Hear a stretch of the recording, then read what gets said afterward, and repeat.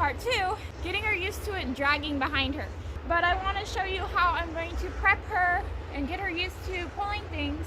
But the next step is I have a 25-foot line here, and there's a hole in the top of the sled right there.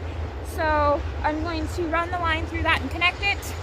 And I chose a 25-foot line on purpose. If she freaks out, I don't have to worry about her getting caught up in the sled because it's so close to her. All right, let's get started.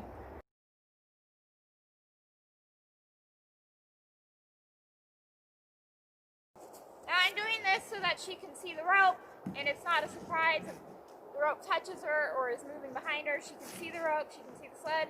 We're gonna walk up and around it. I'm gonna give her line, I'm gonna give the sled some line, and we're just gonna walk off.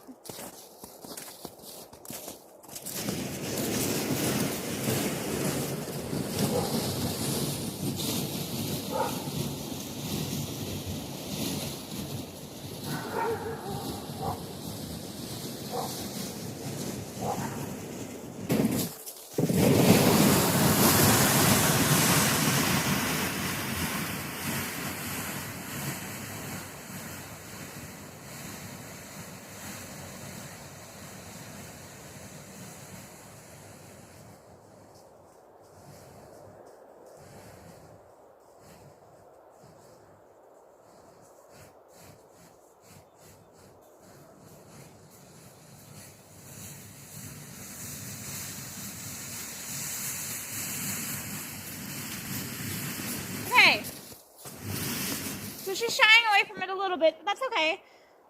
Now the next thing I'm going to do, so I'm going to run this line in between her legs, in between her back legs and her front legs.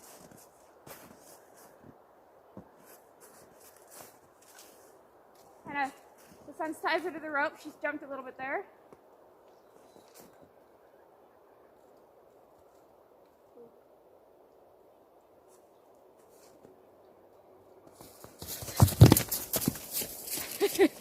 Hang on a minute, gotta get my horse.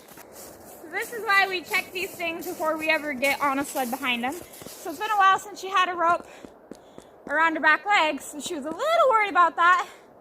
So we're gonna do some rope desensitizing to her butt. Whoa. Whoa. She hasn't really been worked with much because of the weather. So I should have expected it, but I'm glad she didn't kick me or anything. That's why I throw the rope over them, so they don't feel trapped. If they want to leave, they can. We're in an enclosed area.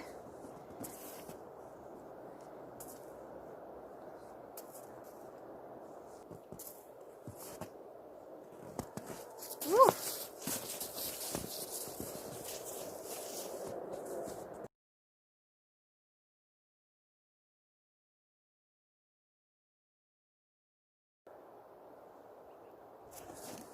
Ronnie, my God.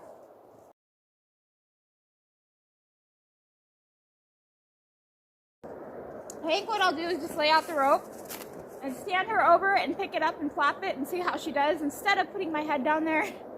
Just in case she goes to swoop, my head's not right there. I want that front leg over. Go on. Thank you. And then that back leg. Thank you. There you go. Thank you. So I'm just going to pick up this rope and I'm going to flap it and let her know it's in between her legs. Sorry about that. I did not mean to bump your nose. So that's what I like about this rope, is if she gets too spooked, I can just drop the rope and nothing bad's going to happen.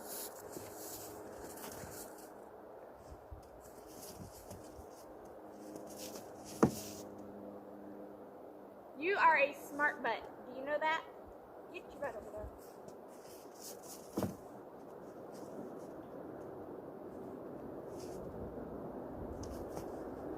All I'm going to do is lead her off, and I'm actually going to let the rope kind of slide and not move just yet. Let her get used to that rope being in between her, and then I'll pull it a little bit. But I'm not going to stand directly in front of her. I'm going to give her some line. I'm going to ask her to step forward, and now I'm going to pull the sled.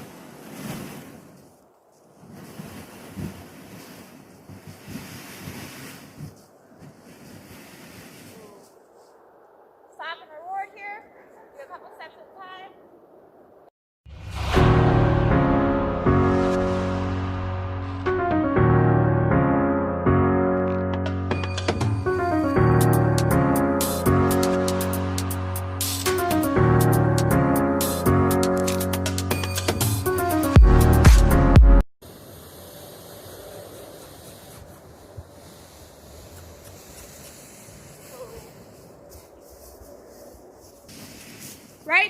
a great example of if she were to blow up and freak out, what would happen.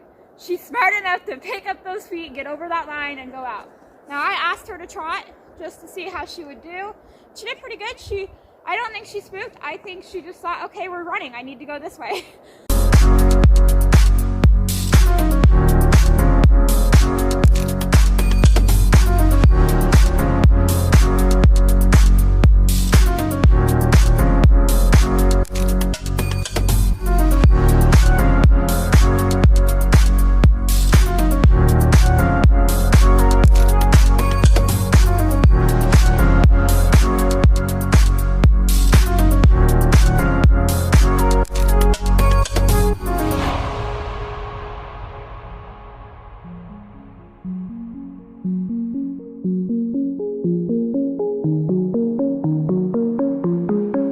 That's where we're going to end this video. I'm not going to tie it to her today. She's still, I think, another day or so of this first before I tie it to her tail.